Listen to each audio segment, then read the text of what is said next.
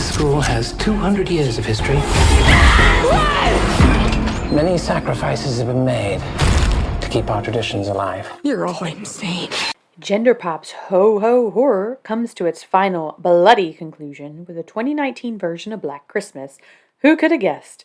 Once again, I am joined by James Wright as we finish out this messy, not quite trilogy. Pi Kappa Epsilon awaits us, so we're going to head on in and crack the conspiracy.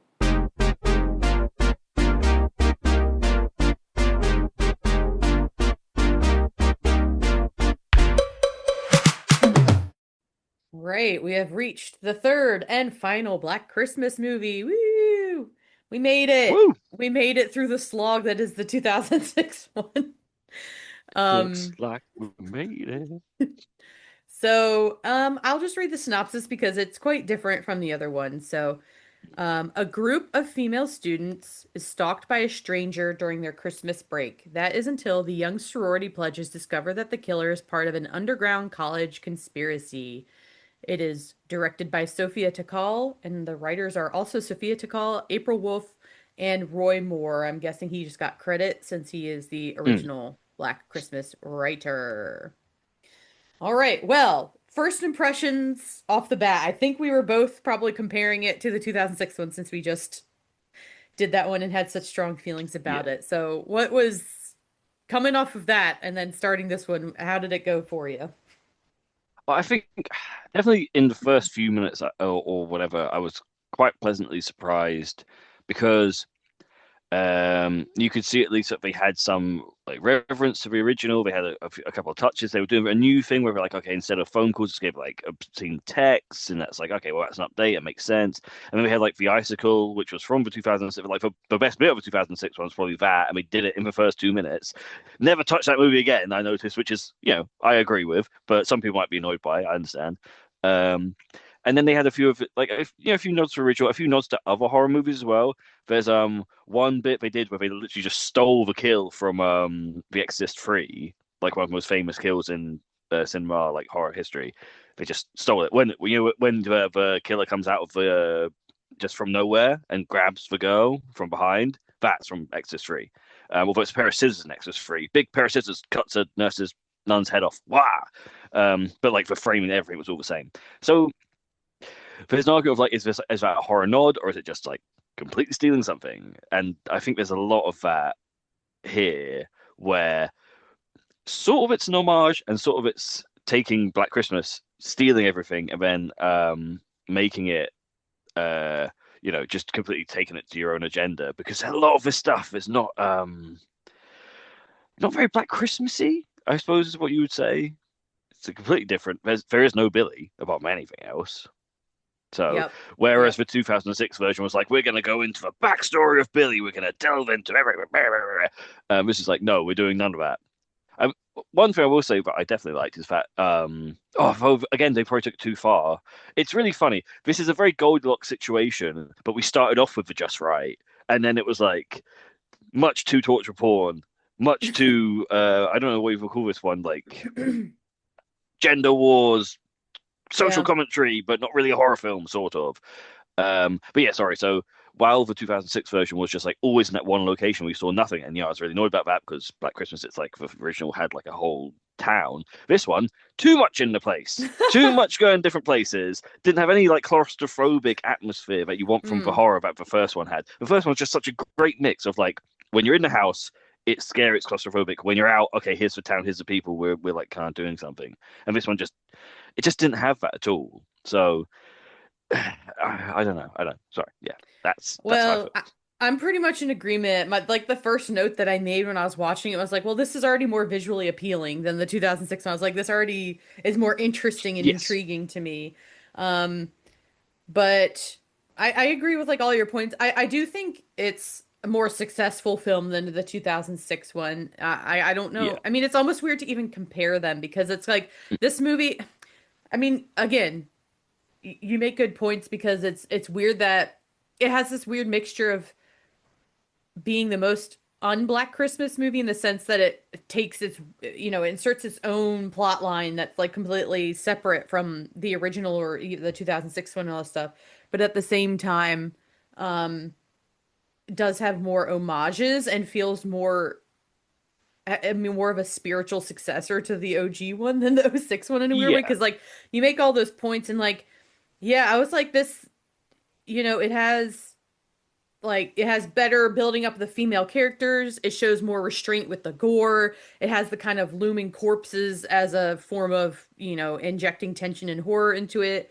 It has the law enforcement incompetence that we saw in the original and everything. So in that way, it's weirdly similar or better at incorporating the kind of original spirit of the film.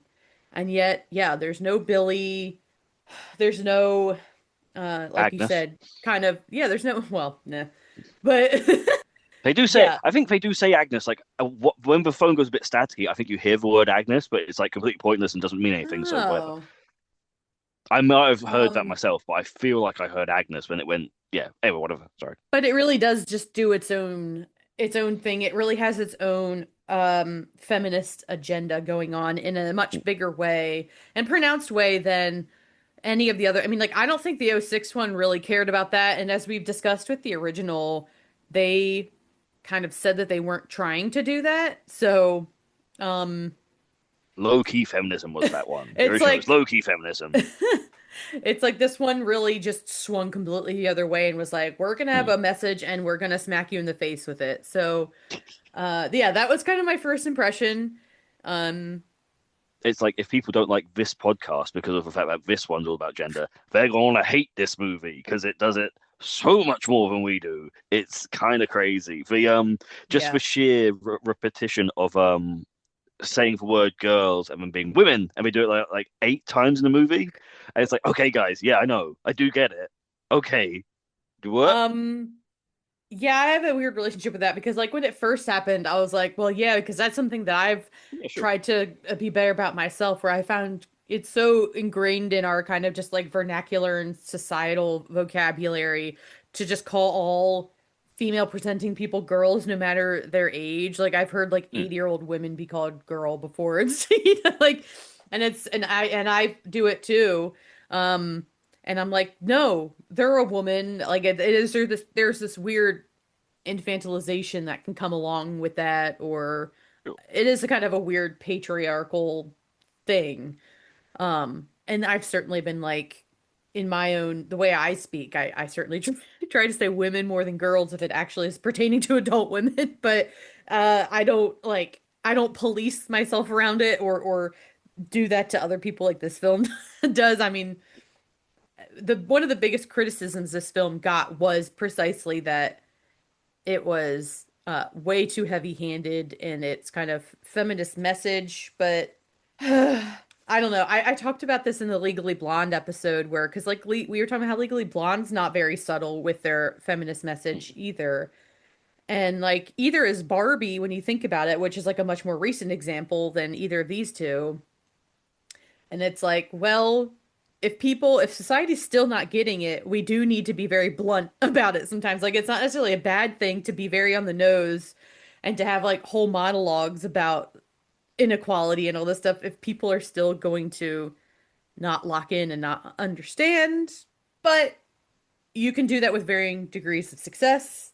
It's like, why did the Yeah. Barbie monologue hit so hard? Whereas a lot of people were just annoyed by the way this film took its feminist approach. Who know, I I I think it's like it's a silly comparison, but it's like you can be listening to something like Bohemian Rhapsody, but if it's at full volume, if it's up to 11, you might hate it just because it's so loud it puts you off. And I think that's Mm, where this movie goes wrong. Because with Barbie, like it is very, yeah, Barbie has a very in-your-face message, but it's also got like lots of different notes and nuances, and there's lots going on there. Blah, blah.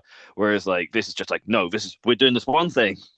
Look at it, look at it again, look at it again, and after a little yeah. while, you go, okay, guys, but is there a plot? And it's like, well, the plot is evil Yeah. black liquid statue, and you're like, okay, okay guys, Well, I think that's it definitely depends how you go about it and if you even understand what you're trying to do too, where it's like, um, yeah, is the message hollow or is there substance behind it? And I think ultimately this film, although I can appreciate what it was trying to do and that that it does it very clunkily. I think it ultimately lets itself down Hmm. um with where things go and the kind of climax of it and reveal of it. Yeah. Um I guess I could just fast forward to it and just say, Yeah. Spoilers the again, end. as always. I first of all, I don't know why they treat the conspiracy reveal as a reveal because it's very much laid on very thick throughout the film that this it opens with it. We see the character Yeah. like it's not Yes. even Yeah. to the characters it shouldn't be surprising. Yeah. Because they're seeing that pledge ritual. That's really early on. And She literally I made a opens the note. door Yeah. and sees like these rituals going on and stuff Yeah. and it's just like why are we so shocked? Like it's the exact people we think are doing it, the exact thing we think is happening. I guess the reveal, the kind of true reveal and the thing that I think so what I think I was referencing with being with letting the movie down is that not that there's an actual conspiracy going on because duh, but that it's like has a supernatural thing where like the men are basically being like possessed or mind controlled by the I guess the original creator or founder of the university. And I think that erases the whole kind of point that they were trying to make because it's not holding the like patriarchal society accountable or that like this is like an Yeah. actual attitude people and a lot of men have in real life and like and then you kind of just renege on it and go actually it was not them at all and they were just like under the control of I mean like obviously the founder guy is bad and like actually Mm. wasn't being mind controlled I guess but like it's it's real shitty to be like we're gonna have this be a whole girl power, woman power, uh, And vibe, and then and like really hold up a mirror and a spotlight on, especially with rape culture, how it's perpetuated, especially on college campuses, and then actually be like, psych, it was just like, some ghouls and ghosts and supernaturals. I mean, that's not literally, but like that's it really strips the film of its substance and the morality kind of play it was trying to have a little bit with it and like eh, just to turn around and be like haha gotcha it's actually not it's not yeah. actually sexism it's black goo doing this and it's just like what. Which also doesn't make sense because, like, with the ending where they burn all alive, it's like, well, if you're saying that they're possessed and it wasn't them, you just burnt like a bunch of people alive who really didn't, didn't. I mean, they did obviously do stuff, but like they did, they weren't in there. It's weird because there's like a correlation between that and then obviously the whole assault thing, the theme of the whole thing, because then it's like something's being done to you that you weren't in control of, and that then they did that. So maybe it is a reversal. There's stuff in here you can dissect and is quite interesting because Oh yeah. while that's completely true, the supernatural thing does undermine the general point. There is also a point that's really good in this, which is, and they actually were quite subtle in some ways about it. I feel like I saw it where it was like all this stuff is happening. Imogen Poots is getting assaulted, and all this like way before the founder statue comes in, these problems are occurring, and even beyond that, with the statue, like we already saw that her friend died, and like girls have been being killed, right?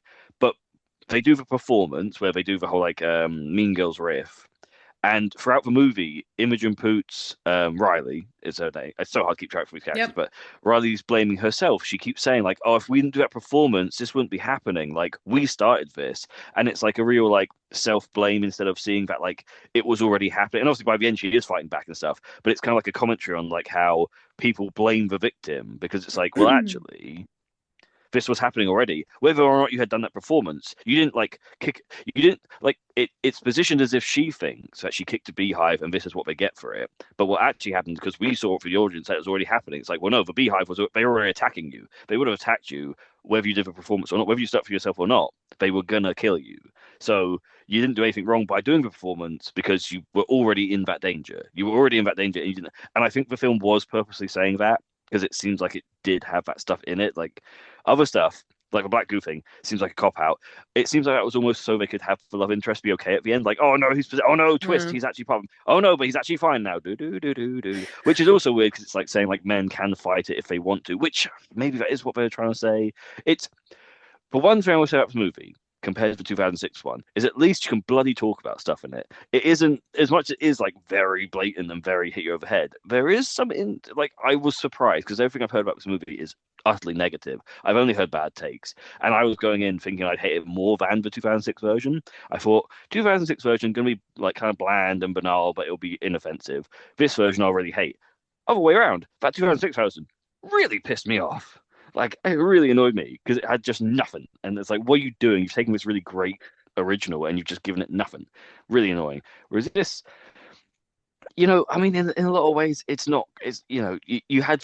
I did get annoyed by how all the girls are just like, let's get on and let's support each other. La, la, la. They're not interesting characters having flaws and while also having conflicts within. And it's like, okay, they already did it right.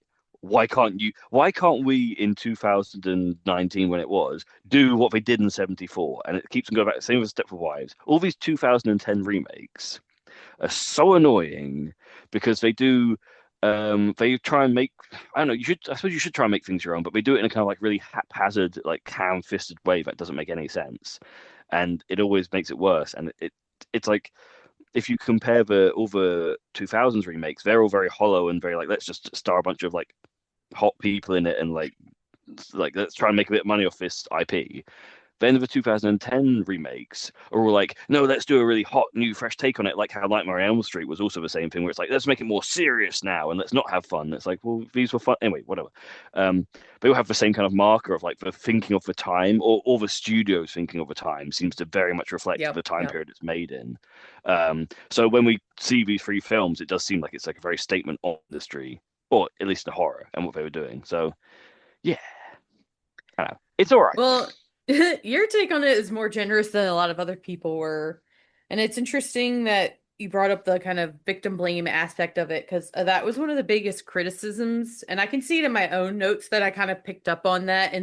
But like in the opposite way, where the film itself felt victim blamey in some ways that people were saying. Sure. And the note that I kind of made that was in the same vein is that like her best friend Chris is extremely pushy about like her overcoming her assault and like Mm, putting her in that mm, position to perform that play. In the movie it's framed as empowerment, but and to some people it could be. And I think it was brave of them to put on that kind of performance, but it's also like thinking about it from a victim's eyes. Not, I don't know. I know some people don't want to even be framed as a victim, but the person that's been assaulted, that's kind of making them relive that. And I get that, like, she was already mm. still within that because she was still struggling to kind of process it and everything. But I really just liked how pushy her friend was. So your point about the victim blaming is interesting because one of the biggest criticisms the film got from my research is people saying that the film itself overall was victim blaming. And I can tell by a few of my notes that I don't think my opinion in that matter was like as harsh as some of the reviews I saw around it, Mm. but I was like her best friend Chris is being extremely pushy about this. I don't and that she was coming from a good place, of course. Like, I mean, I genuinely believe she wanted to help her friend get over the assault that she experienced. But it's like they're like holiday, so they people haven't seen this. They perform like a holiday song. Um and it's in the vein of Up on the Rooftop. I don't know, is that the actual title of it? I don't know. Whatever. But people will know it. Yeah, and Like Up it's on like the Rooftop. Yeah. So yeah, but they reworked the phrasing to be about all the sexual assaults that are happening in their fraternity in front of all the frat bros and other women and all this stuff. To just kind of sucker punch them egotistically, emotionally, get back at them. Especially because Riley, the lead, had suffered a rape in was it her freshman year? So it's been, I think it was quite early on in her yeah.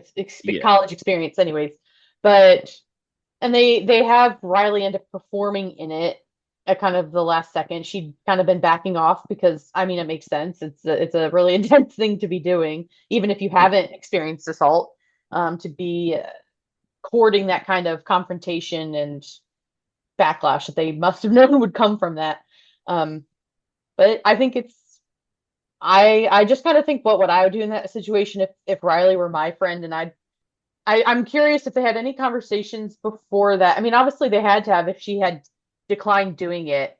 And it's like I don't want to make my friend relive this horrible trauma or perform her overcoming in a way that satisfies me. It felt a little selfish Yeah. of like, this is what I thought would be a really cool way to get back at people without thinking if that's really what her friend wanted to do. And it's her friend that was violated. So it's like her kind of opinion on it should be the one that kind of ultimately matters. And her kind of comfort and safety should be what comes first.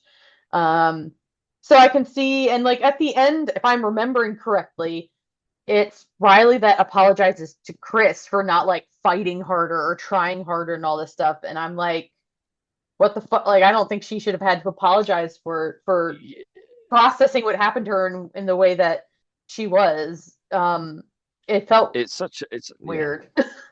it's a very complex. I mean, that's again why I give this movie some slack in a way, because Yeah. it is a complex thing to tackle, and they're at least trying to. I mean, yeah, maybe the message is a little bit again ham-fisted, but at least they're trying to tackle the idea of, what do you do after that happens to you? Like how do you keep yourself safe while also not becoming too much in your own shell? It's a real problem that like what people, but especially women, do face all the time. And yeah, there's no real good answer, obviously, because you never know what can actually result in either action. Because Yeah. as I said, we know that the performance wasn't what was causing this; it was already going to happen anyway, all the Right. killing and stuff. But there's an alternative version of the movie where that was what started it. I mean, you could easily, as a writer, you could easily write that as the plot. That could easily be the inciting incident, or well, the inciting incident is the assault. Obviously, this is the problem: is you start to forget who is a perpetrator, and it's like, well, obviously this guy, and he shouldn't be allowed to get away with it. But as you said, how do you keep yourself safe while, it's a lot easier, I suppose, as an outsider to push someone because you didn't actually experience it, and it's a lot easier for us to sit here and say something like, "Of course you should fight back. Why wouldn't you fight back when you haven't been through it?" And Yeah. at least it kind of represents both those sides. Of course, it does. Mhm. It does draw a line, and maybe it's the wrong line that it draws. But it's there's a I do like.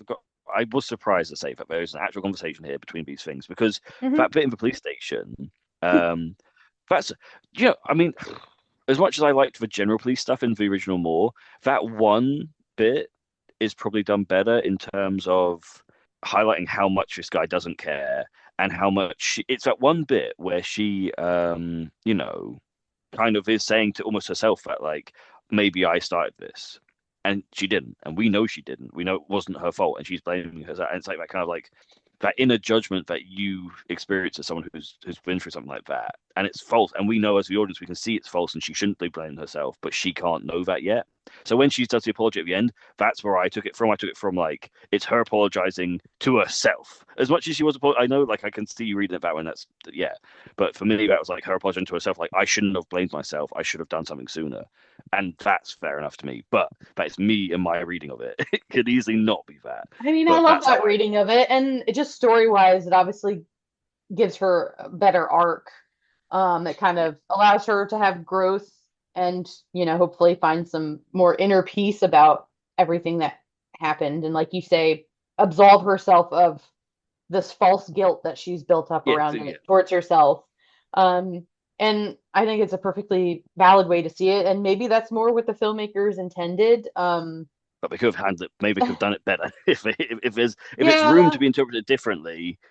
And it's a very important message. They did mess up there because they should have not. Yeah, but get rid of a friend. Have a friend die. That's what I say.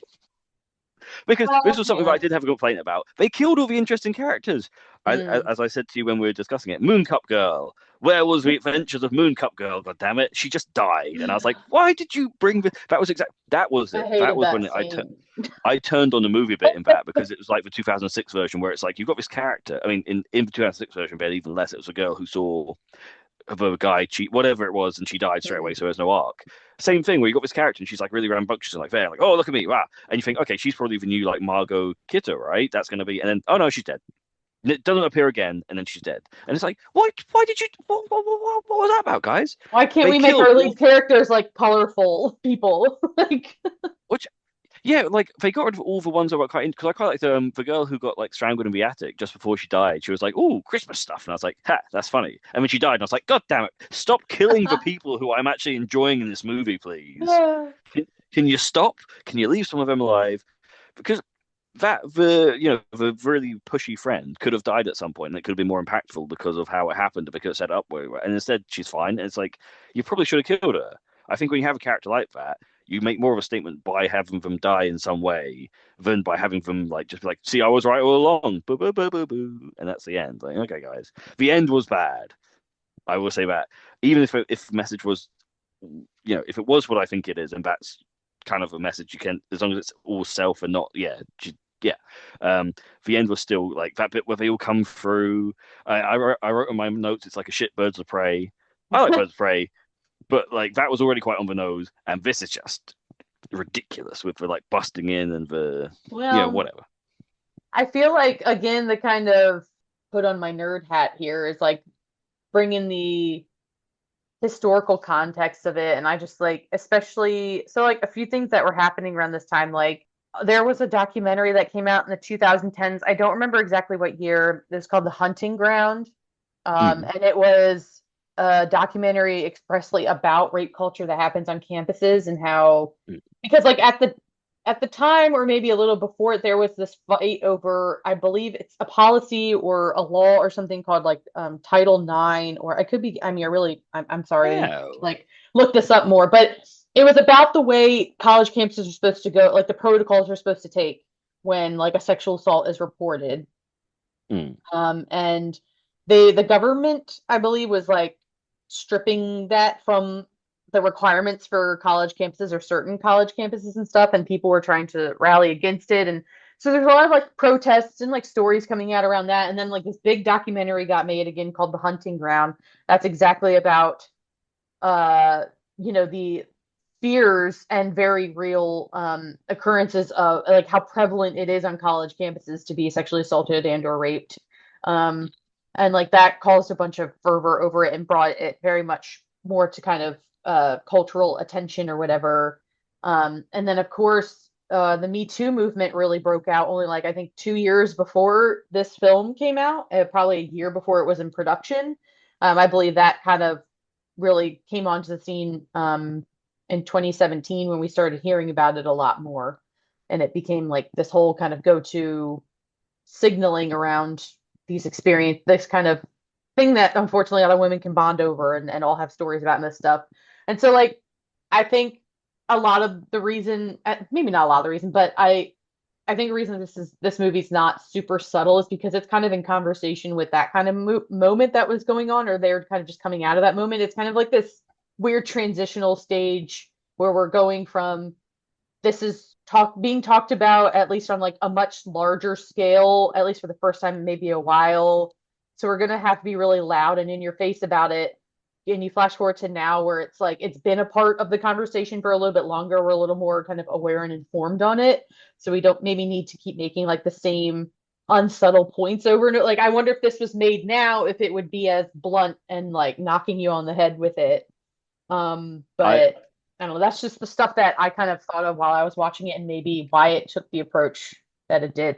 My only I mean that all sounds like it was clearly a huge influence. My only counterpoint would be that the original Just Right Black Christmas, if you want to call it that, was a year after Roe v. Wade. Yep. So like it's so, and that's why the whole it wasn't really supposed to be an abortion thing is such rubbish. Right? I don't care. We're gonna keep coming back to this point. We can't get over it because it's so. Well, you would have been making the movie as the whole thing was going on, right, guys? You definitely had it in your heads. It's front and center, but I it's still don't think that storyline is subtle though. No, well, that's what I was going to say. I'd say it's front and center. It's right there, but I suppose there's a difference between subtlety and nuance, and it's a nuanced story because there's lots of different things you can see with that. Because even in the end, I suppose, yeah, okay. So counterpoint to the how would it be made now? I would say if the 1974 version, and you took the exact plot, was made now, the boyfriend would have been the killer. It would have been like, yeah, he is the killer because he doesn't like abortion, bleh, rather than because that's what this movie does. Rather than, oh wait, actually no, he's not the killer. Everyone's blamed him because he's an easy target, even though he was also disturbed and also abusive. So that's complicated. Like they have there's layers. There's nuance. There's lots of stuff going on here that we're talking about, and that added Billy character of like the ever-present threat of all men, as opposed to the boyfriend who they easily blame, and then all stuff still going on. All that stuff. It would have just been, oh, I'm the boyfriend. Am I suspicious? Yeah, that bloody professor, man, is ridiculous. It's ridiculous. I made a note Poor when Carrie I was watching it. Elwes. I was like, in my notes, I said, if he is the killer, that's stupid, and if he's not the killer, that's stupid, because the way he plays it is so ridiculous that it's like, well, if he is a killer, that's way too obvious, and if he's not, this is such a silly red herring. Why would anyone believe it? So, no film, no, direct better. I think that's the problem. Is I do think the direction in this film is awful, and as well as the shot-for-shot editing, all of that stuff, the filmmaking itself. But as I say, the scenery is nice for where they shot. Great, they had a great set. Set director and like all the people, location scouts, so on. But I do think the directors might be quite rubbish, because of the performances as well being awful. As you say, like the best friend was way too pushy. Imogen Poots came across as a bit too like reserved. But it's just there's a way to say like, hey, tone it back, or whatever you want to say. And they were all just. If it had been a comedy, it would have made more sense because of the way they would. But it's very serious stuff. And you can't. I mean, although the original Black Christmas, again, being the Just Right, had loads of comedy stuff in it, and it still worked because you'd cut from a dick joke to an abortion discussion, and it worked. God damn it, because they knew what it. Yeah. Anyway, so on. Yeah, I mean, on the filmmaker front, it was maybe a bit disappointing to find that it was women behind this. Yeah. I mean, I just think back to that Diva Cup scene, and it's like when it came on, and she just bursts into the room. She's like, "I can't find my Diva Cup," and I just like rolled my eyes because it was such like a cartoonish attempt at like being feminist or like being female forward and stuff. And it's like, Yeah. I'm not against Diva Cups. I'm not against openly talking about periods. I'm not like these concepts and very real lived experiences are not that's not what's hurting it. It's the delivery of it, the tone and the approach of it. And also like, I don't know, it's just, I'm like, she gives her a pad and then she puts the pad on right. And I'm like, first of all, it doesn't look like you're really securing that pad that well. And also I don't need to like see you do that in front of me. Like, it's just like, it's like this idea, it's like this almost like this idea of what people think women are like around each other. And it's like, well, it's written by women who ostensibly have been around other women and have had friend groups made of women. And it seems like it's just frustrating because I can see what they're trying to do, and I like what they're trying to do, but the execution of it just doesn't work. It just comes off not. I think like when you were kind of describing why certain things work in the original, it's like it's not a mature enough take on this kind of stuff. It's not as thought out maybe as the original because like you say there's so many like layers to it. It's so thought out. They really try to incorporate kind of all these different angles onto it, where it's like in the original we can have the concept of Billy terrorizing people and the abusive boyfriend as well. Like it doesn't have to be like one has to be good and the other has to be the evil. Like we can show that these things kind of coexist and even like feed off of each other in a weird way. And in the end, you get a much more balanced, nuanced, interesting, and scary story and commentary on. And like you were saying, it helps to portray the kind of overall threat that men, or especially a patriarchal society, can have on women and even on the men that are operating within that. Because like the boyfriend gets wrapped up in that as well. The police are kind of a part of that. It's like it's all in service of this greater point, which I don't think the 2019 one does. It's very just like slapdash. We're just going to include all these different elements and kind of hope they come together. And Carrie Elwes deserved better. Yeah. It's a weird like statement, but it's like you could say that if the police had been more effective in the original, this isn't about filmmaking now, this is about Right, in the right, plot right. if it was real. Yeah. If the police had been more effective, they would have like held the boyfriend rather than being like, oh, beware, and then he wouldn't have died.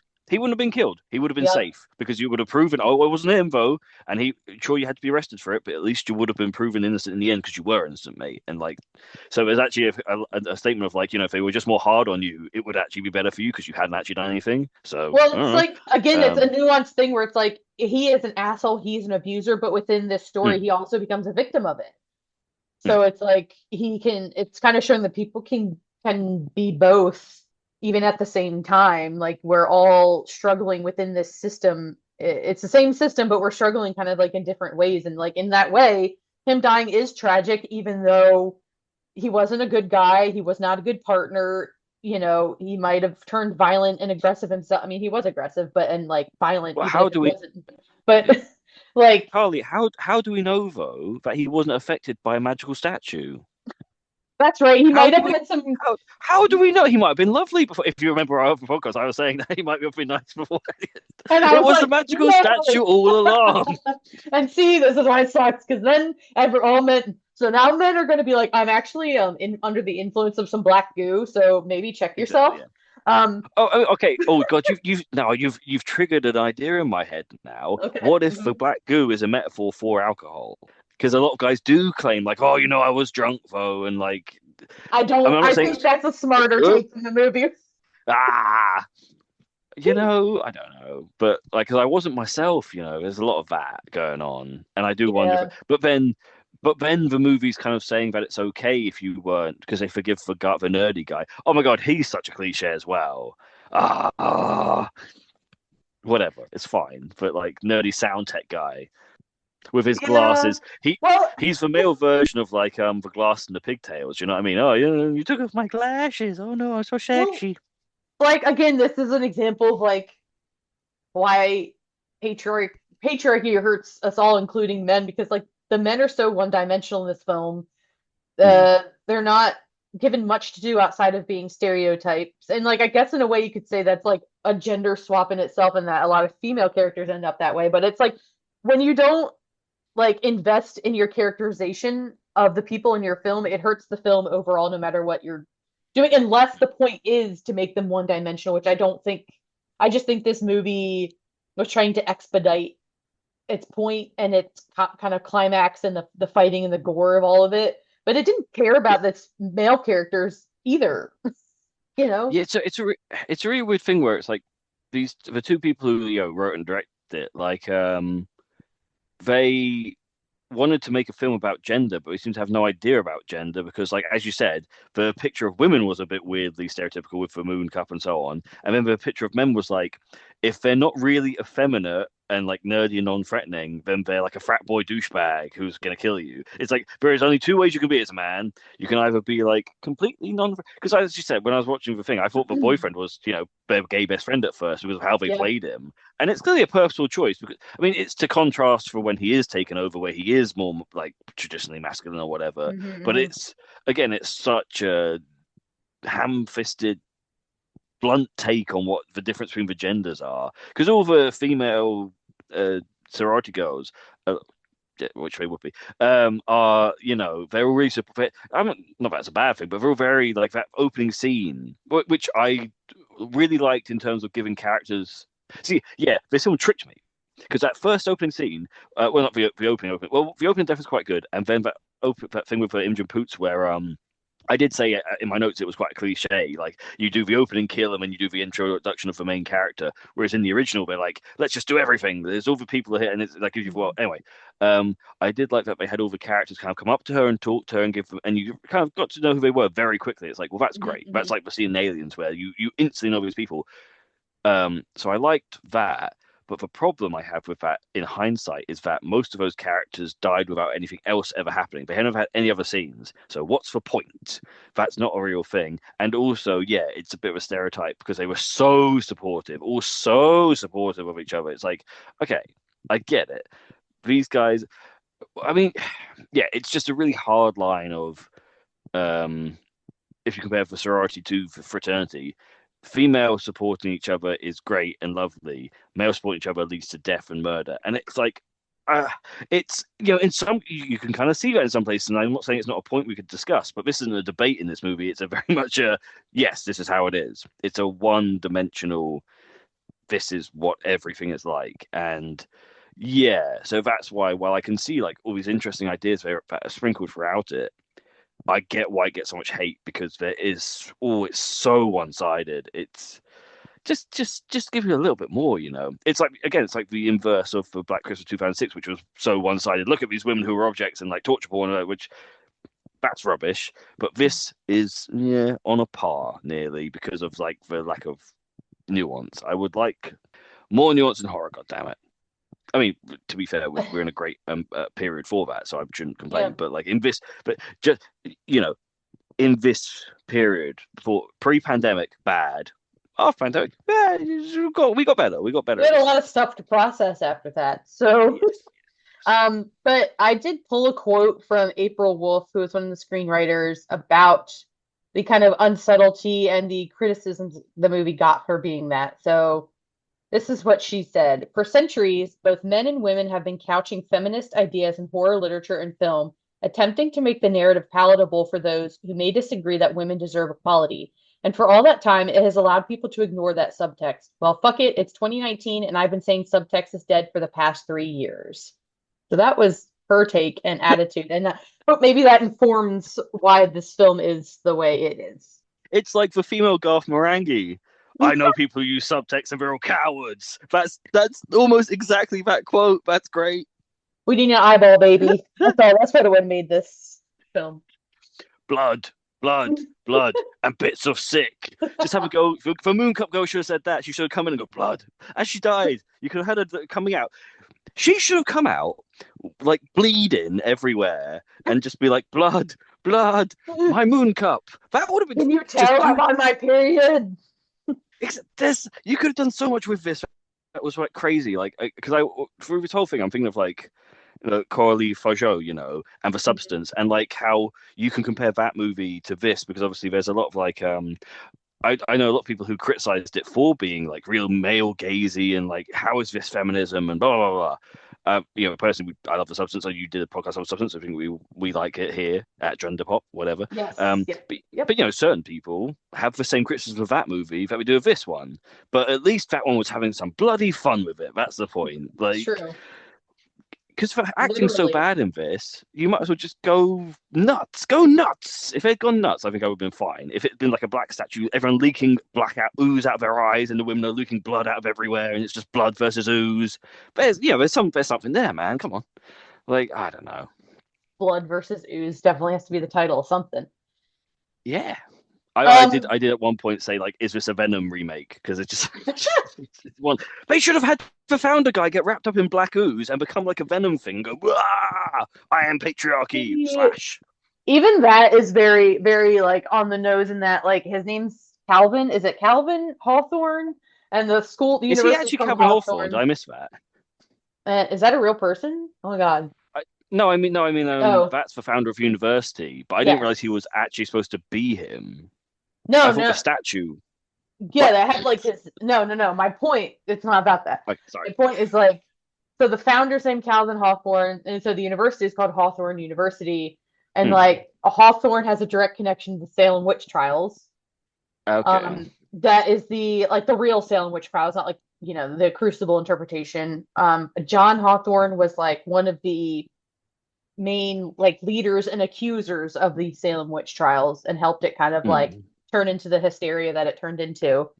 And so it's like, wow, again, no subtlety to it, just picking right from like arguably one of the most famous like kind of reckonings and examinations about misogyny that like history gives us and that we keep kind of going back to and dipping into that well in different ways. And I just was like, oh wow, they're really, because I looked it up when I was like, am I thinking correctly that there was like a Hawthorne associated with Salem witch trials? And then of course you have the fact that they burn all the men at the end, and you could kind of argue they're trying to kind of make it go first circle and like gender flip the whole like burning people at the stake kind of bullshit that they unfortunately used to do.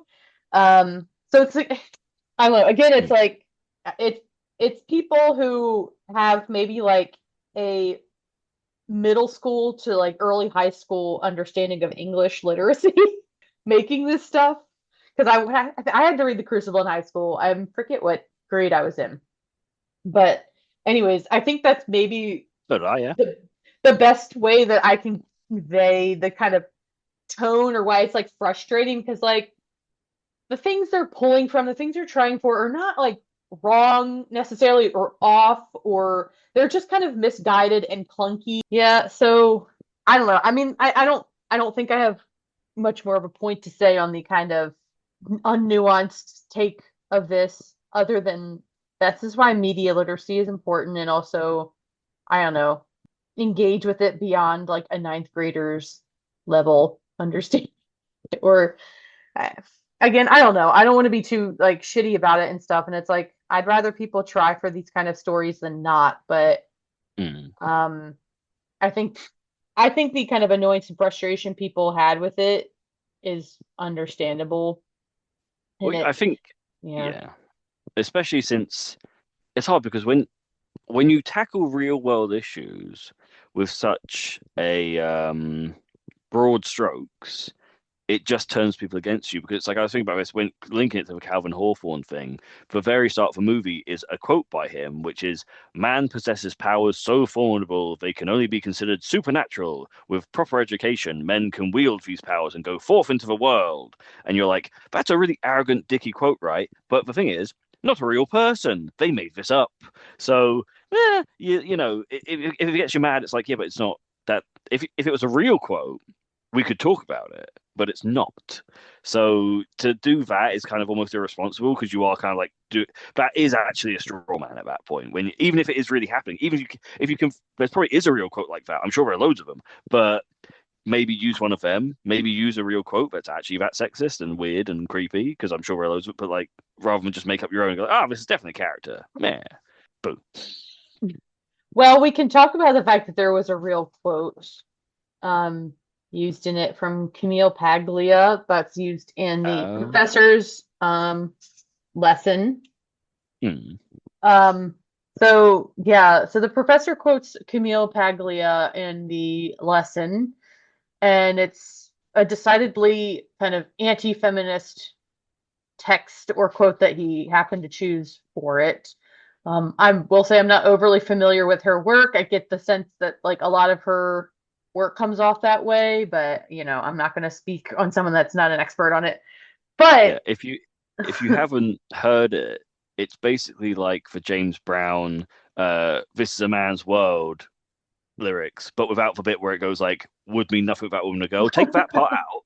Just have instead imagine it to be "This is a man's world and women need to live in it." Done. That's the deal quote. with it. Yeah. Yeah, exactly. That was basically the quote. Sorry. Um, but it was a classics class, and as someone that studied the classics, I was just curious to get your point of view. Did you ever come up against any of that stuff, or was this like a really weird kind of interpretation of a classics class? I mean, I get that you were educated in a different country, so, but I I was was I was just, gonna say I don't know what the American version of the classics is, but I do get that actually. I when as just into my own thing, as someone who studied the classics, I do get people who don't know what classics are mm, constantly either referencing English literature, which mhm. there's a bit of it, or music, obviously.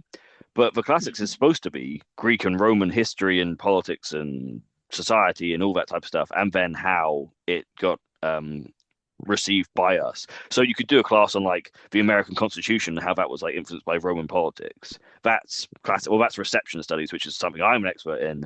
But yes, it comes from classics, which is more based in Greek and Roman history, which also has its own gender stuff you could have referenced. But this class, I'm pretty sure it's more like a classical. So yeah, when they say the classics, it's a very vague term they're using. Like, Yeah, I mean, and they're not. Again, there is a point to be made here that, like, well, why are they the classics? Are they the classics because these men set these ideas? These are the best texts, and they all happen to be written by men, kind of thing. Like, it does. Although, again, if you were doing an English literature class, I would argue that like there's definitely going to be a mix, probably of like Jane Austen and like Emily Bronte and stuff.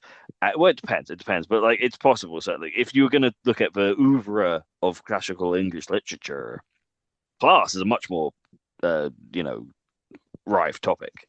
But in terms of were there any, I mean, there's barely any famous writers, you know, pre 1800 and then pre 1700 even. So it's difficult because you're kind of like timing it with the printing press and women's rights, and there's so many factors. Basically, it's Hmm. very hard to just look at you know, literature, if that's what they are discussing, and say hugely sexist.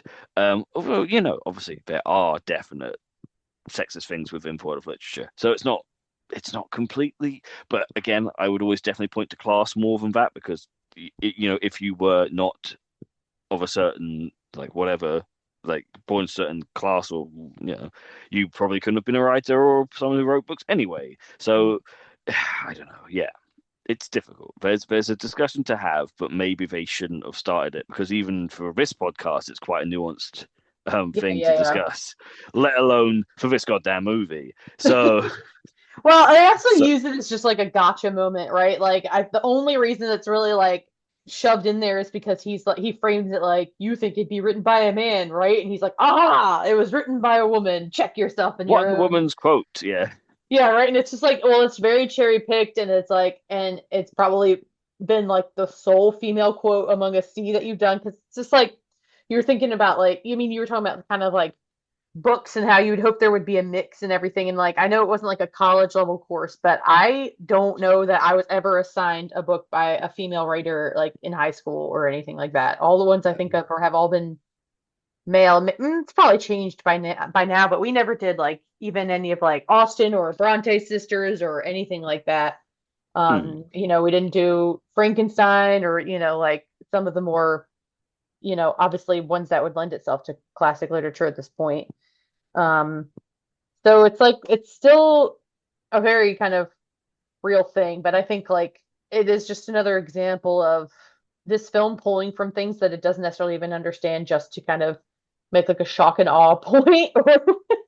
And I just was like, and like obviously the professor ends up being the bad character that we pretty much always assumed that he was. But I don't know. You've just been in those environments more. And like, of course, I'm not someone that's educated on what, because like there's a lot of different definitions for classics. So, and we aren't really told what kind of classics they're doing. We can assume it's English, but he just I kind mean, of throws that word around to make it sound collegiate, you know? Like, that is, I mean, but people do call like English literature like the classics. That is like what they are. yeah. Like the Penguin Classics collection is about like actual English literature. It's just, you know, if you took a module or you know, an actual subject that was called classics, it should be technically like Greek and Latin stuff. Although, you know, there's sexism there because the only person you're going to get who is a laddie is Sappho. That's the only Roman poet that you're going to come across at all, really. So, you know, it does happen. It's still, you still could have made that point that way. I Yeah. mean, I wonder if he could have found like a just again because they make up the Calvin Hawthorne quote. They should have done just have it be like where's Sappho, but then they just do like I quote this thing and it's just made up. Just Yep. make it up. Um, because I mean, the other argument you would say for the classics is like because a lot of it was during a dark age. Who knows how many female like poets and playwrights and so on there could have been, but they just didn't survive because no one, because the sexism of other times fought to keep. I mean, yeah, we don't have much reference for other um female what you call like I don't know like philosophers, writers, and so on. But then when it comes to classics, it's very complicated because, for instance, we all know like you know Sophocles as a philosopher, but we technically have none of his work. There's no writing for Sophocles. It's all just people referencing him. You know, like Sophocles said this. No one actually knows what he said. We all just have Plato, who was his student. So like, okay, you can go. But what if his student was like a dickhead and didn't like him? Was like, Socrates says, yeah. It's it's an interesting thing. A lot of stuff with the classics is actually hearsay. It's what we take what one source said about another source and we say, oh, that source said this. It's like, did they really vote? Did they? We're Because there's a lot relying of on the oral tradition too much with that. yeah, there's a lot of plays about gender that are interesting, but again, how much for all the plays we have, there's so many that were lost as well. So you really can't get an accurate picture. You can only try to say that all the best things were saved and therefore but we don't know that, do we? So, Yeah, yeah. it's like how we say, well, how I certainly say in this podcast, the 70s seem to be better than the 80s and preceding decades. But it's like, well, that's because the best ones are saved. Who knows how terrible a lot of the 70s films that aren't saved are? We There's just don't certainly a lot of really duds see it. throughout that decade as well. We just obviously don't talk about them, right? They didn't, well, But Yeah, if you yeah. have one gender progressive film and then there's like 100 that are terrible, like what do you want to really say about that decade, But It's like, whatever. well, this one stood out because it wasn't a piece of shit like the rest of them. It's like it's actually like the exception. Um, It's not I'm like just beneath the gonna value of the Ultra Vixens or anything. Real um movies. so I'm gonna pivot to another kind of thought and question that I had, where we Hmm. kind of already brought up that the kind of reveal of it being a conspiracy all along is not actually that surprising because they telegraph it a lot. But my point is like, why were they doing that shit so out in the open? Do you think there was any point about how like just like how blatant men can be in their misogyny and that we just it always just kind of gets waved off or unaccounted for and kind of like the boys will be boys thing? Or do you simply just think, at least in the context of this film, that it was just like poor writing and storytelling? I don't know because It could be both. yeah, because in in a better world, I'd say it was poor writing, but then like you have the security guard say like, "Oh, boys will be whatever," but he at least knows that he shouldn't say it because he stopped saying it halfway through.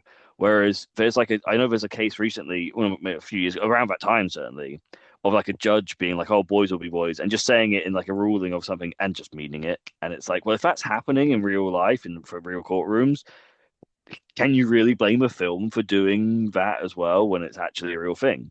Like, yeah, fair enough. It shouldn't be, but it is. So there are points of this movie that, you say, well, fair enough. If it's happening, then why not still call it out? Why, as you say, it was happening at the time. There's like a lot of stuff going on with all these like cases. So yeah, maybe it's so blatant on the nose because it was so blatant. If you're representing reality, can we really fault you for it? Well, it's like, well, they've, this has been being getting away with since millennia, this kind of behavior Hmm. on a sliding scale from smaller, infractions to, just someone being like a serial rapist and just doing it constantly and all that stuff. And because I found myself frustrated with like how overt the conspiracy thing was from just like a storytelling, just from the construction of a film story. But, you know, I also think there is an interpretation if you want to take it, whether I'm giving more credence to them or not, that it's just like, well, it's just the natural conclusion of people who have already been doing this out in the open and have gotten away with it and have seen examples of the women not being believed. So then they feel just more emboldened to keep doing it till you get just like a full blown orchestrated group that's like hell bent on. I mean, of course, that's not counting for the whole supernatural thing, and this is why the supernatural thing sucks because it just Hmm. again it strips it all of any of all this kind of great kind of in-depth discussion we're having with it because you always got to revert to be like, oh well, they weren't actually doing it, or there was this whole other non-even human element to it that just kind of like you said, kind of undermines it, or kind of renders its own points pointless. But um, it is just a thought that I Ah, had of like, well, it's so obvious because a lot of actual abuses are obvious, and the hmm. compounding tragedy with that is that there's no consequences. Yeah, and it's, as you say, it's something that's been going on kind of forever because I feel like part of the sad thing is probably if you go back to a certain time, there were less reports, not because there were less cases, but because the women involved just thought that was what happened, you know. So like, why would you report something that's just natural, which is fucking depressing as hell. But I reckon that's probably more the case. Like, yeah, Well, maybe it was even worse before, but like, yeah, when people like with the girl who you do Imogen Poots walks on her in on her and they've been raped, and then you find out that she actually, I don't know, but that's a weird turnaround because like why does that happen? They don't really explain that like with like goo or whatever, or she just is a quote unquote traitor is what you would call her, I suppose, and then she gets killed because that's for price. But it's all very weird, that stuff. I don't know why they needed to do that bit, like because it's revealed that she took all the stuff from the girl, so she's the one who's got them. So that's weird. That's a weird like mixture of like what are we saying with that? Is that just Uh, yeah? so basically, that wasn't in the original script, and they included it just because they liked the actor so much. Okay, okay, that's That's interesting. that Will is undermine the our point. Yep, that's the information that I got is that they were so impressed with like the actress's audition and stuff that they wanted to kind of give her a bigger part. So then they added on that one of the perpetrators of this conspiracy was one of the house sisters herself. And so like that's why they call her a traitor. It's played as this huge big betrayal. Obviously, she's been helping to set these women up to die and to be submissive to this conspiracy and all this stuff.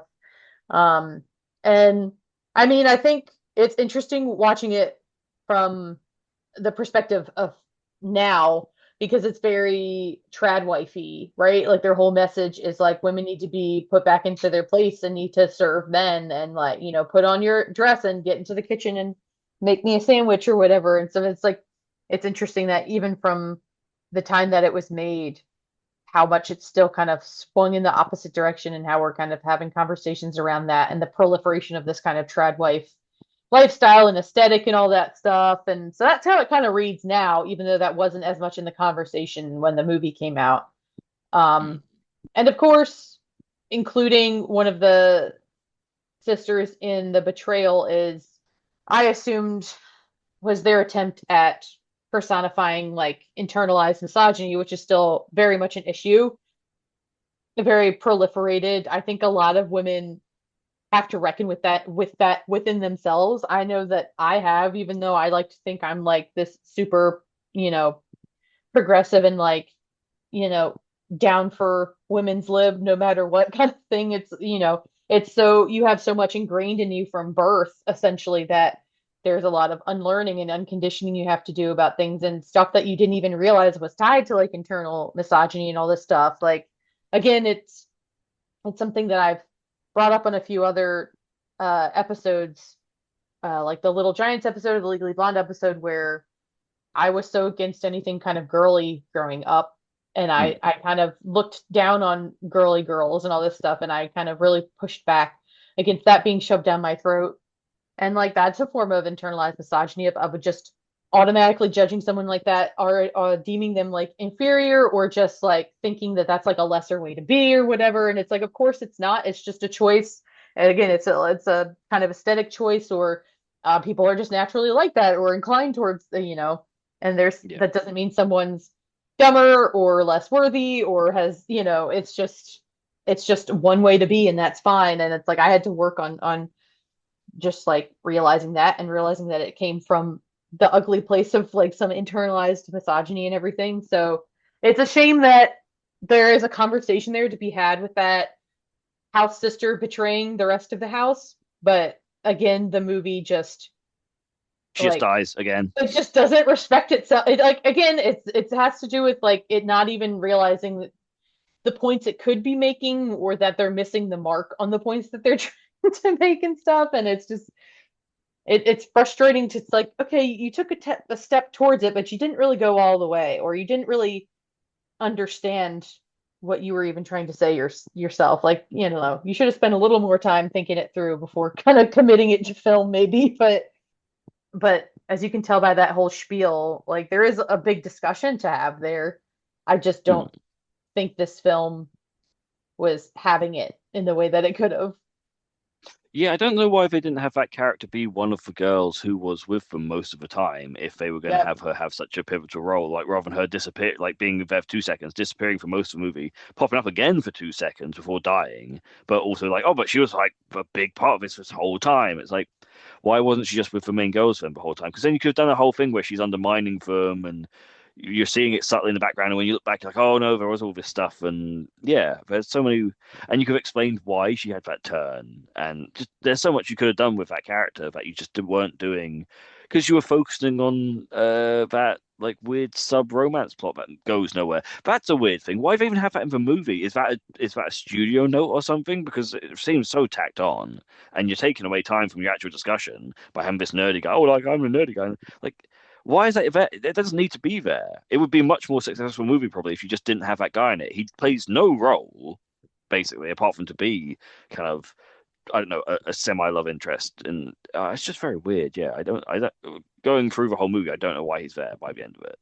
Yeah, so that love interest I assumed was the killer because he was like telling jokes in the way that the killer was like texting the jokes. And so again, I guess I was thinking, but there's a weird thing where it's like that almost makes the movie more clever, but I didn't think it was clever when I was watching it. I thought it was like really hitting you over the head with it because he was like, what do Santa and whatever have in common? And that's the same kind of texts some of the girls were getting, at least the women that we saw in like the first kill that we see in the beginning. And I was like, oh, well, it's going to be him because they're going to do the whole like nice guy is actually evil and all that stuff, the one that's like too good to be true or whatever. And then it just like didn't go anywhere. And so I agree that it was like that's it's another I example of honestly didn't why. even. Yeah. Oh, I you didn't didn't even block pick it. up on him being a red herring. No, I didn't even think about it. Yeah, I never thought once it was him. So I don't know if that's a good thing or not. I don't know. Well, I mean, it didn't end up going anywhere, so they weren't even thinking like that. That was just me picking from other things that I've seen that have done that and assuming that this film was Hmm. following that formula. Um, but What because like really confused me, I'm a mystery nerd, so I'm gonna do that. yeah. What confused me is like maybe it's because I kind of knew going in the technical like what was behind it all, so maybe that Mm-hmm. was what. But even the opening scene, I thought it was quite obvious it wasn't just one dude; it was like a group of dudes because it's like different people walking around from different angles, and it's like, Like well, this is clearly logistically, it wouldn't make sense. Like, how yeah. did that guy get in the house so quickly when she was like knocking on door? It's like he was just Hmm. behind her, and then I just I mean, I I think ever since Hot Fuzz, I can't take like conspiracy like group murder people seriously. I'm like, oh my God, this is yeah, gonna be a Hot Fuzz, isn't it? Where it's like a whole bunch of people. Spoilers for Hot Fuzz, sorry. yeah. I mean, I think that that was like a trend-setting like thing, and like now every time you say you see it, it's kind of like quite obvious beforehand because you do things like that where you're kind of like throwing someone off. And I mean, although Hot Fuzz did it amazingly, but like yeah, I because mean, it was a parody of those kind of reveals and stuff. yeah, Because you even have that like in like Rosemary's Baby. Spoilers for Rosemary Baby, where it is like a cabal of people in on it and all this stuff. So it's like, I mean, Hot Fuzz didn't invent it, but like it's just a personal thing where it's like since Hot Fuzz is like one of my favorite movies ever, and I've seen it so much, I just have that association and like but with the and it just yeah. makes it goofy because of course it's played as kind of somewhat jokey in that movie. So That's what I was gonna say. Like they can get away with it because it's a horror comedy. If you just made this a horror comedy to begin with, the professor acting like the way he acts would be quite on par with Timothy Dalton and how he goes like, "I'm a slasher of of prices." course. Yeah, like that works because we know it's a horror comedy, so it's fine. And you can still be really gory and serious at points in your horror comedy. You know, again, Black Christmas does the tone great. This film should have definitely leaned into it more, whereas instead it just wasn't trying to be funny, but also did have weird acting choices all the time. Like again, it was trying to, yeah, it was trying to do very serious points while also being a serious movie, but also having a really cheesy acting. And it's like you should have just said you're a horror comedy with serious tones, which would have fit with the tradition of the original Black Christmas, right? God damn it. A little more so, yeah.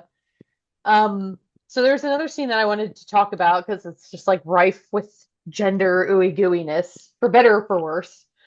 Um, And boyfriends, yes. suspicious So it's boyfriends. like, the whole conspiracy thing's ramping up. They're having confrontations every which way around with the men that are on campus and this killer that's happening. And so there's this guy in the film, again, for people who haven't seen it, that we're shown. It's the one that we've referenced before that we thought was gay because he's very open and kind of seen as like this kind of safe guy that can be in the women's spaces and stuff around them.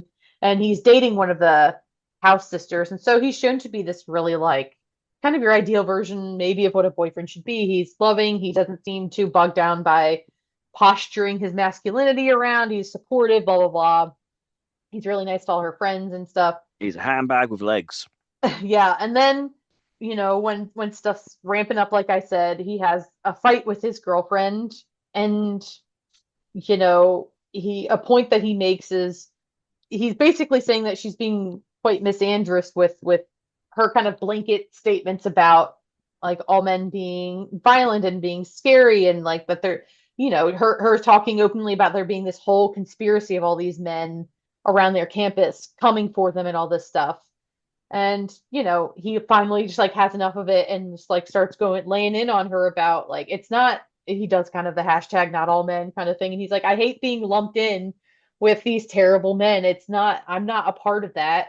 I get that like I am a man, but I don't appreciate you just using the term men to just make us all out to be bad guys. And then like of course the movie kind of shits on that by indeed making him a bad guy, and that's Yeah. kind of the first crack into his character that we see like, oh, it's sad that they use that kind of speech to actually start indicating that he isn't so great, and that like he does kind of hold some of these troublesome beliefs that we've been kind of led to believe he didn't beforehand, and they were trying to kind of make him more of a safe portrayal of a man, and he ended up kind of being that classic nice guy of like just saying all the things in order to get close to women to be able to fuck them, and then actually not believing a word of that, and just being a walking red flag.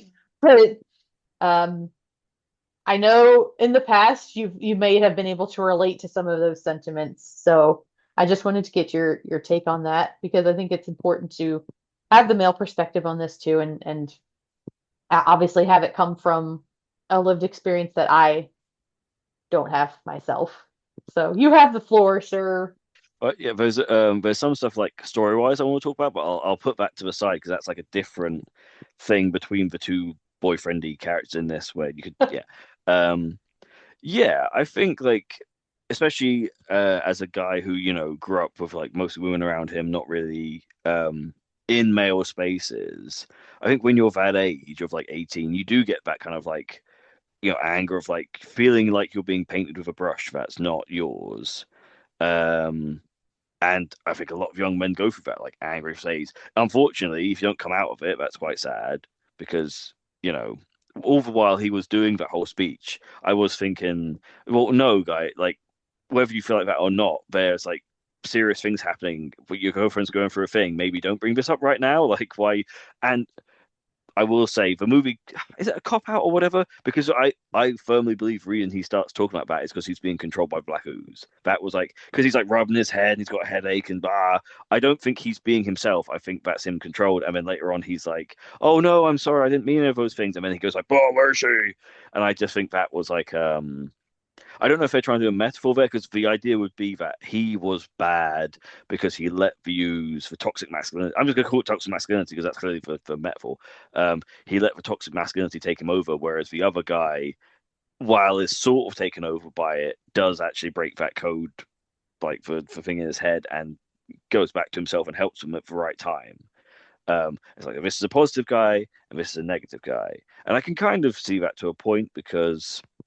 Um, Yeah, it, it's gonna it's really hard to like put into proper words where it's like how you said about the misand wait no not misand the the internalized misogyny thing of like when you were younger you hated pink, and it's the same kind of thing where it's when you're younger you have all these emotions, it's really hard not to pass it, and as you get older you kind of realize like I should just let people have their emotions and I have my emotions but I can't, like I need to deal with them better, and also I need to factor in like their point of view on it because as a person of course it's hard to hear the idea that like a group you're identified with being all said are this one thing that's like, quite hurtful in general, but to then lash out at those people who are clearly being hurt by people, it's just something that if you can't learn You're also to proving not the do point if that. you do that. No weird, Yeah, exactly, like this is the you're problem. Yeah, that's the whole oh if you're going to call me a this I'm going to be a this kind of thing that we all again that's a very it's I think the one problem is making it a male issue, whereas I don't think it's a male issue. I Mm, think it's a person issue. It's any kind of type, like I say, going back to the pink thing. Like if people are telling you what traditional woman is, you're like, "Oh, you, I'm not going to do this." You either sometimes by trying to prove you're not something, you end up being it as well. Where you're like, this is like the whole cliche of like, women are too emotional, and they're like, I'm not emotional. That whole well, it's like it's also misdirected because like he should be angry at the conspiracy that's happening, not her. Like it's and yeah, that's the example of like it being it's the system of patriarchy that's fucking this all up. It's not the women in your life or whatever the dating scene or whatever might be like sending you off. Like we still are so kind of fed this like propaganda about each other on an individual level because of course it keeps us from trying to change systems, but like it's it it's frustrating that we kind of keep having to reiterate that it hurts everyone, and it's like he's his kind of, and I get that like it's a very good point. I keep forgetting that like it is this primordial ooze that's like yeah, controlling all these which men, is and what it might not be muddies that the whole way. thing. Mm. Yeah, and like I'm not mad at the idea that that could be a representation of toxic masculinity, but again, that might be giving the movie too much credit. I don't know. Maybe Um, it's a but bit like it's also. I mean, yeah, you do see it all the time where someone will get it's not always guys, but like but then you say is a majority guys because more guys are in the media, but someone gets cancelled for saying something and then they go like real hard into that thing when they clearly weren't actually that yeah. um like whatever on it before. They were actually quite moderate and they just said one thing and then they're like, oh no, well I've been cancelled, well now I'm just gonna make that my brand, blah, blah, blah, blah, blah. And it's such a Yeah. dumbing down of everything. It's unfortunate, but So we with should be those more people. united, a more united front against the big bad of the system that's No, it's making us true. all into this way. And it's like, but I don't know. It, Like it, again, it's easy for me to say when like I'm not being lumped into that group, and so I haven't had to kind of contend with those sorts of feelings and repercussions of being associated with something that, I mean, I guess maybe we all deal with that at some point in different ways yeah, where we it's do. like, Yeah, I mean, I women have their own version of that. A lot of other mm. groups have their version of, uh, but Like it must be I, really you annoyed. know, It it must be really annoying to be called a pick me girl, for instance, if you're just trying to like live in a space, and you're like, well, I don't happen to like this, and like, oh, you're such a pick me girl. And it's like, I mean, well, also we there are all people love who to I know. just judge and label each other Mm. and quite quite rapidly too. You just take a look at someone and you'll form a bunch of kind of opinions and thoughts and stuff, but like, and that's, it is just part of human nature, but the what should hopefully separate us is that you take the time to live with that and inspect that and hopefully form a more kind of nuanced, informed viewpoint on it and everything. But some of us get there, some of Yeah. us don't, and we're all trying to coexist within that soup. So, But but also as yeah, people, it's one of those things where it is completely based on how many times it happens to you. Like I think I might have said this before, but you can get irate from too many people asking you the time. I was thinking about this when I was watching it, and I was thinking about it being the equivalent of like I love my equivalencies of you've got someone who's had an arm off, like they've lost an arm, and you stub your toe, and you go, I stubbed my toe, and they're like, shut the fuck up, stubbing your toe. I've got an arm off here, and it's like they're not wrong, but it doesn't mean you didn't stub your toe. And I do get how eventually you can be like, stop having a go at me. It's not my fault. I stubbed my toe. I wish I could have some acknowledgement for toe stubbing. It's like, no, I've got an arm, but you kind of have to, as a sensible person, realize that the person who's got their arm is probably going through a lot worse thing than you're stubbing your toe. Even though you're still valid, but just maybe not right now. Maybe wait, and hopefully, at some point, once their arm is reattached, I don't know if it's an extended metaphor, doesn't really work.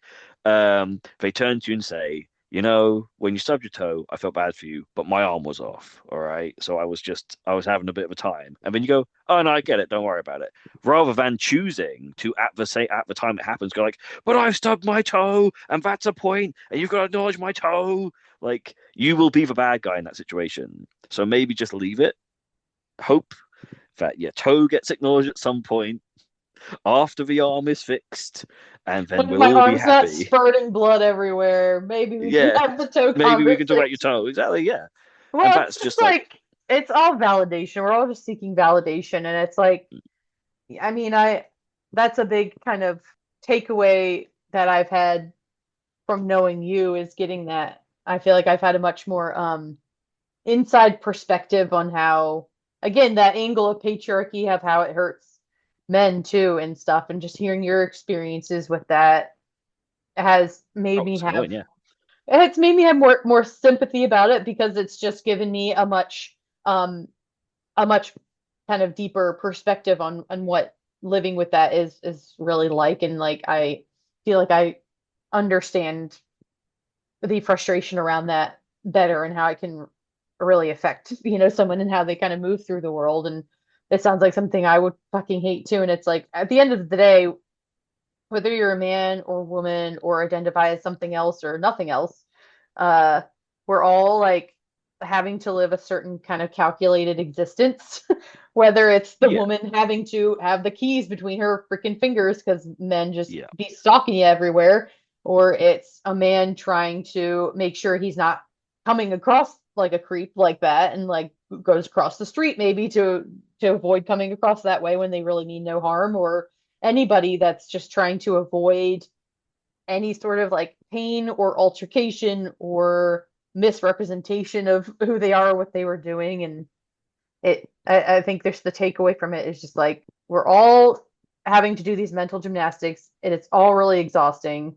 It all hurts us in a bunch of different ways, and it sucks that we can't kind of see the overall big picture of that and keep kind of just fighting and blaming each other.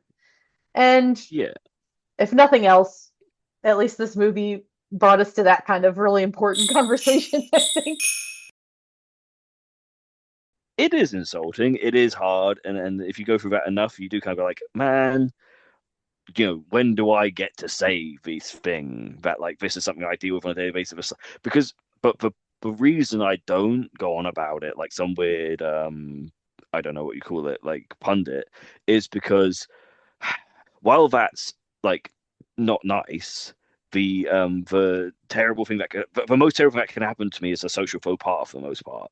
Whereas the most terrible thing that can happen to like a woman in that situation, if I was someone who you need to move your bag away from, could end up being really terrible. So maybe I need to check my perspective and realize that like the reason she moved her bag away from me was because I might be a huge threat.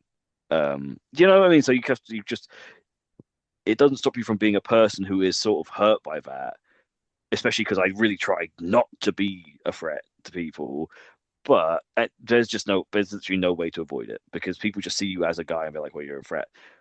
But I'm not going to go like, how dare you move your bag away from me? Like someone might, because like, well, yeah, because you don't know me. I could be any, yeah, whatever, man. There are issues, but like Well, as a it's guy, it's that kind kind of of really eternal quote from Margaret Atwood of like men are afraid women are going to laugh at them and women are afraid men are going to kill them, and that just kind of yeah, highlights the exactly. dichotomy that we're existing in. And it's like, I mean, what you display in that moment is just like having a sense of awareness and also like egolessness as well. I think the ego is kind of what plays a big part in being like trying to make the the struggle kind of equal or in par with each other when you're just like you're able to kind of take a beat and be like, well, this sucks, but I also get why women have to make that kind of calculation in that moment. Because it's like if from a female perspective it's as frustrating too, because it's like I don't want to perceive men that way. I don't want to always have to have that on my mind. I don't want to have that concern. I'd like to not have that come up anytime that I kind of just meet a man that I don't know. But like the thought has Mm, to cross your mind. You do have to take precautions. You have to just kind of be a little vigilant. Um, yeah, and you, I unfortunately, it's just kind of instinctually ingrained in us to always kind of have that precaution.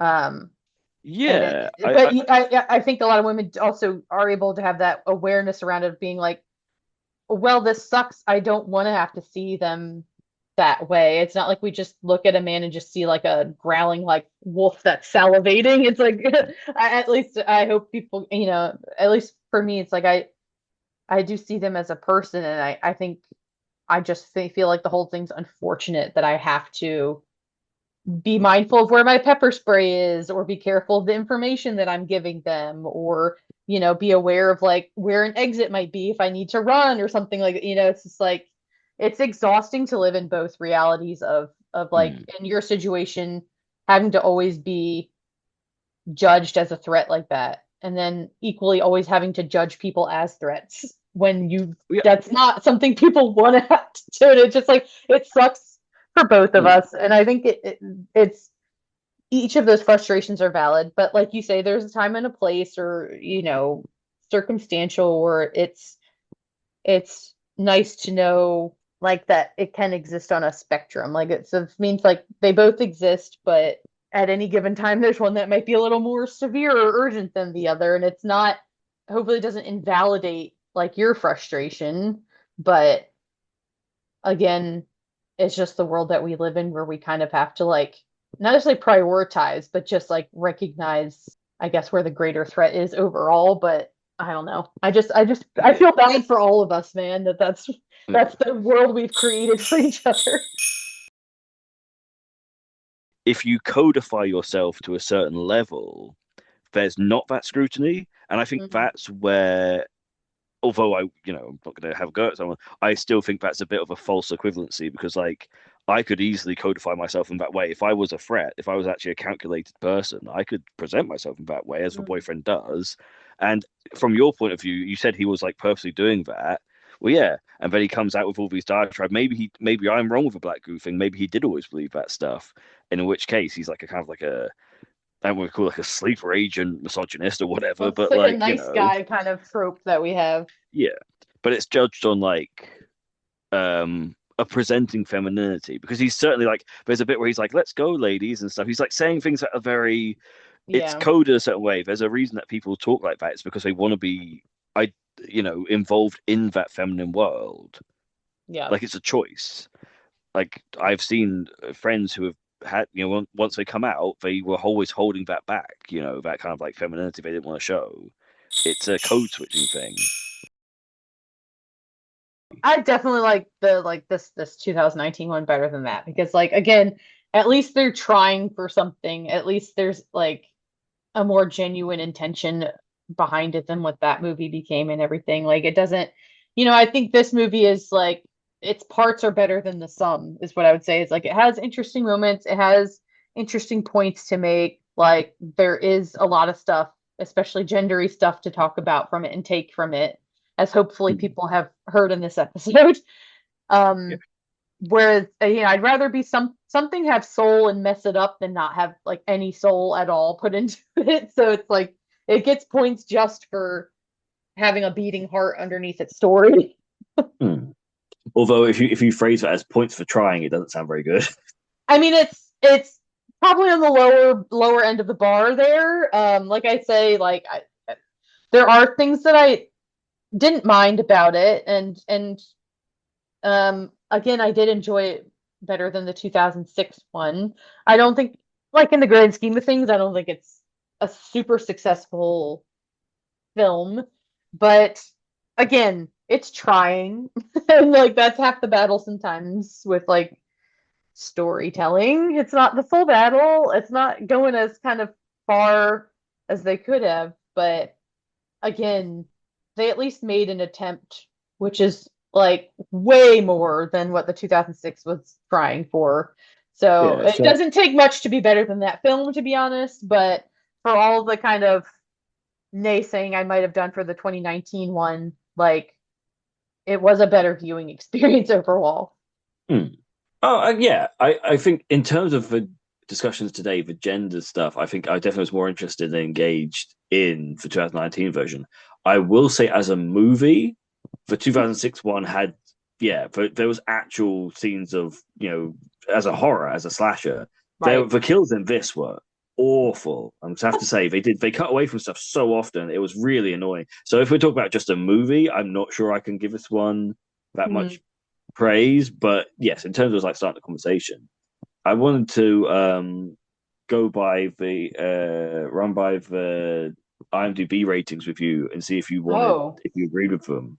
Yeah. So, or do you want to try and guess them?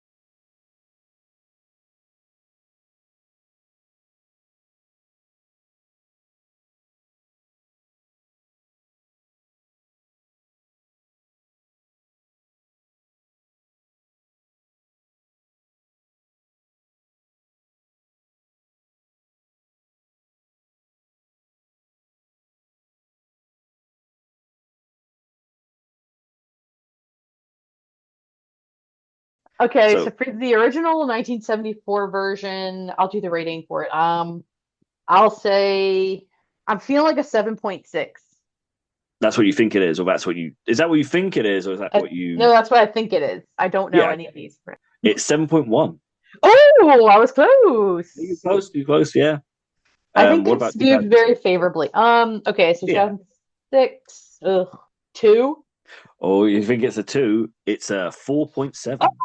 I knew it was gonna be a great deal higher than what I said. Okay.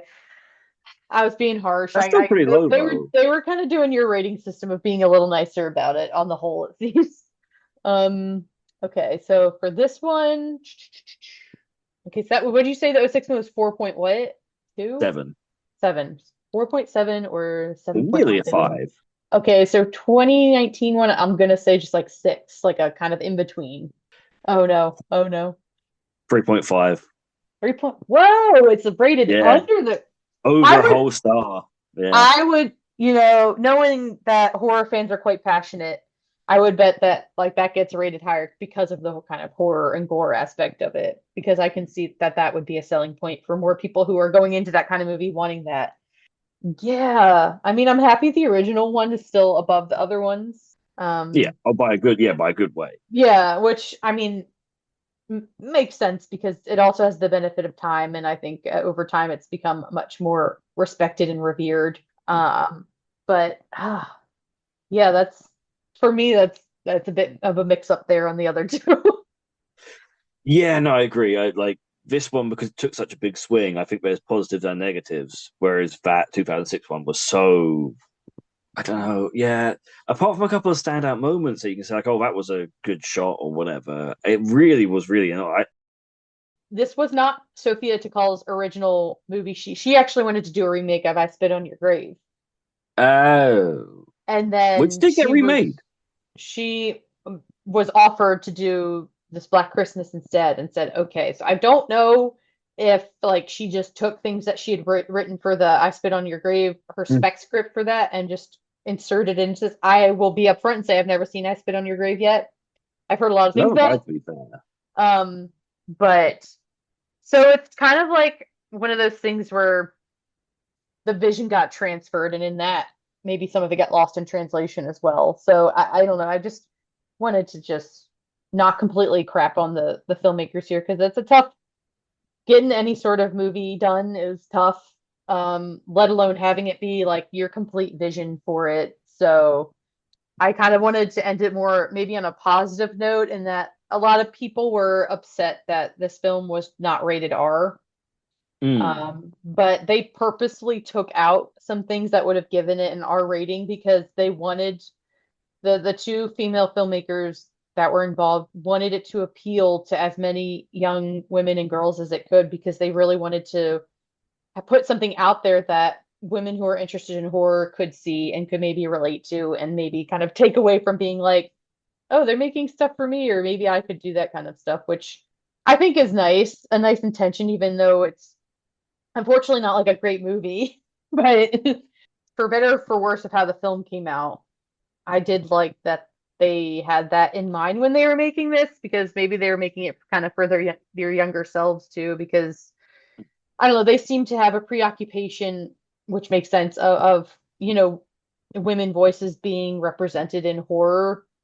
I think it's just kind of a poignant note to maybe end this episode on is that while it's great that this movie had female filmmakers and attempted a female forward story, it's still sad that it was born out of an incident of misogyny itself and and a man giving a woman that access to make a film because he was trying to absolve himself of doing a sexism. And it's just like, God damn it. Yeah, and I think that's where a lot of these things fall down. I mean, luckily now we were speaking of this from a very, I don't know if you call it privileged time or whatever, but like in a time when the last few years some of the best horror movies have been done by female directors. So like you say, thankfully it has seemed to improve since they made this movie in terms of women being more involved in horror and in a way that, actually gives them a voice rather than just kind of being props and victims and stuff all the time. Unfortunately, there is a lot of pressure on like a female director because you're given Black Christmas where like the first one was a good work of like female, I would say a good work of female representation. I mean, it's like, well, what could we do with this if a woman directed it? And it's like, well, unfortunately, you've now been tarred with that brush of like, well, you stand for all women, and you made a relatively less nuanced movie. As with a lot of things, it's very much a catch-22 these days. Damned if you do, damned if you don't. I do have one end thing to leave it on if we're wrapping up. Mm-hmm. I thought I'd sing a little song in honor of our Black Christmas trio. I love it. Which goes a little something like this. Black Christmas, I gave you my heart, but the very next remake, you gave it away. This remake tried to save us from tears, but ended up being like an after-school special. Wow. I gave You gave it away. But yes, that's how I feel about these movies. I gave the first one my heart, and then the remake gave it away. This one That's was perfect basically an summation. This one keeps resuscitating it, even though just let it be. Let it be. boo. Beautiful. Thank you for that rendition. I think we did a pretty good job with these three, and I hope whoever's listening, still listening at this point, has enjoyed our deep dive into Black Christmas.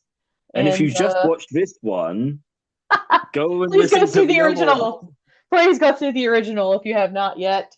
And then listen to our episode on the original because, it's obviously the most positive one and it's the one that really obviously kicks off all of the themes that we subsequently talk about in the other episodes. So, do yourself a favor and watch that. And, I hope everyone has a happy holiday and that is, there's no obscene phone calls coming your way. No, just Christmas jingles and It's just going to be the song. James's Christmas jingle over and over on your phone. You're welcome. That's your Christmas present, everyone. Merry Christmas. Merry Christmas. We made it out of the sorority house alive once and for all. I'm really proud of us. I hope you have enjoyed this triptych of episodes. It was cool getting to do something a little different with the podcast. I'm always looking for ways to shake things up or challenge myself or to grow the podcast. And boy, did I really put myself to task for this one. We covered a lot of snowy ground this month. Some of it fluffy and pure, and some of it dog piss yellow. But all of it was a lot of very bloody fun. As always, please do check out James's work. He's done so much to support this podcast. So if you like listening to it and to him and to us, please consider paying it forward, Ria. Subscribing is such a helpful way to keep this whole ship afloat. Even better if you spread the word, including me being on Threads now under @thatgingecarly. So give me a follow on there if you're so inclined. Lastly, I just kind of wanted to extend a hand and say that I know this time of year can be weird and tough and isolating for a lot of people, including myself sometimes. So if that resonates, I think it's important to know you're very much not alone, despite how cliche that may sound, and that your feelings are incredibly valid. Existence is hard, but it's even harder when we're being told everything is cheery and jolly for just like weeks on end. So I felt like acknowledging that. And, on the flip side, if you're having the time of your life during the holidays, that's awesome as well. Maybe think about who else you could extend that to. Anyway, I hope you're able to find what love and warmth you can, especially if it's from yourself, and that maybe listening to us yammer on here at Gender Pop provides some kind of company for you if needed. Really wishing you all a lovely rest of your holiday season and entry into the new year. Thank you so much for listening, truly and sincerely, and I will be back soon enough with another episode of Gender Pop. And to all, a good night.